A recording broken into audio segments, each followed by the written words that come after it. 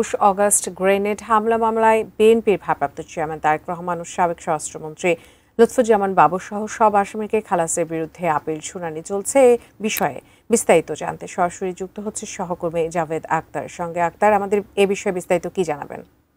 যে ১৯ জন আসামি মৃত্যুদণ্ডপ্রাপ্ত এবং ১৯ জন যাবজ্জীবন প্রাপ্ত আসামি, তাদেরকে সহ মোট ৪৯ জনকে গত বছরের ১ ডিসেম্বর বিচারপতি এ কে এম আসাদুজ্জামান এবং বিচারপতি এনায়েত হোসেনের হাইকোর্ট বেঞ্চ তাদেরকে খালাস দিয়েছিলেন এবং এরপরে রাষ্ট্রপক্ষ লিভ টু আপিল করে সেটি গ্রহণ হয়। গ্রহণ করার পরে গত ১ জুন তারা আপিলের অনুমতি পান। এরপরেই এই আপিলের শুনানি শুরু হয়।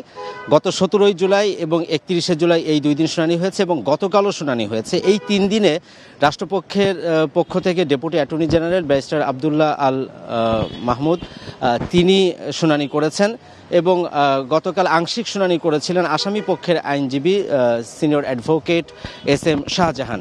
আজকে সকাল ৯টা ৪০ দিকে আবারও শুনানি শুরু হয়। প্রধান বিচারপতি ডক্টর সৈয়দ রেফাত আহমেদের নেতৃত্বে ৬ বিচারপতির যে আপিল বেঞ্চ, সেখানে শুনানি চলছে। তিনি শুনানি করছেন। এখানে মূলত এই যে ২১ আগস্টের গ্রেনেড হামলা মামলার যে ঘটনা, সেখানে ২০০৪ সালে যখন এই ঘটনাটি ঘটে ২১ আগস্ট, সেখানে ২৪ জন মারা যান, ৩০০ জনের মতো আহত হন। এই ঘটনায় বিচারিক আদালত দ্রুত বিচার ট্রাইব্যুনালের বিচারক শাহেদ নুরুদ্দিন ২০১৮ সালের ১০ অক্টোবর তিনি রায় দিয়েছিলেন। সেখানে তারেক রহমান সহ ১৯ জনকে যাবজ্জীবন দেওয়া হয় এবং সাবেক স্বরাষ্ট্র প্রতিমন্ত্রী লুৎফুজ্জামান বাবর সহ ১৯ জনকে দেওয়া হয় মৃত্যুদণ্ড। এই যে যাদেরকে মৃত্যুদণ্ড এবং দেওয়া হয়েছিল, পরবর্তীতে হাইকোর্টে এসে তাদের খালাস দেওয়া হয়।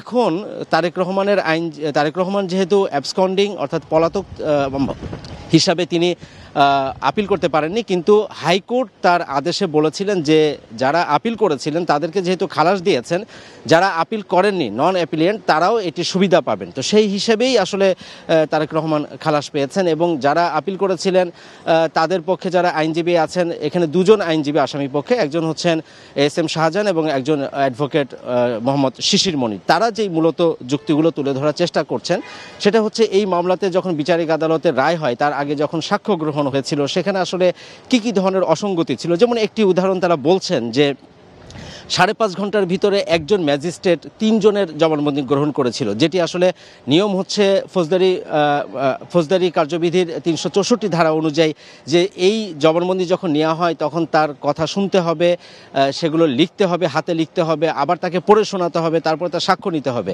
এই সব কিছু মিলিয়ে তারা ডাউট করছেন এবং বিচারপতি জুবাইর রহমান চৌধুরী তিনি গতকাল এই প্রশ্নটি তুলেছিলেন যে এই যে ৫.৫ ঘন্টার ভিতরে ৩ জনের জবানবন্দি সেটি কিভাবে সম্ভব।